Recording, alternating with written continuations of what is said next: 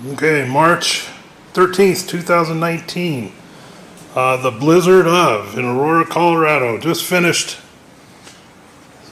shoveling the driveway. Thought I'd take a shot of what's going on out here. Maybe you guys can hear this.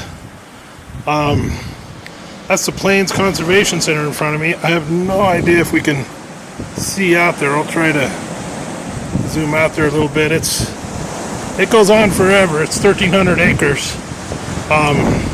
Antelope, hawks, bald eagles, all kinds of stuff, coyotes.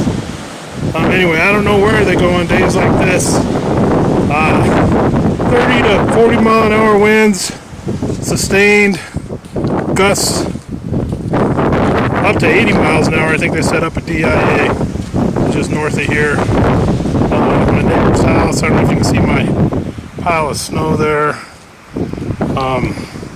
Back to my garage, front porch, kind of snowed in.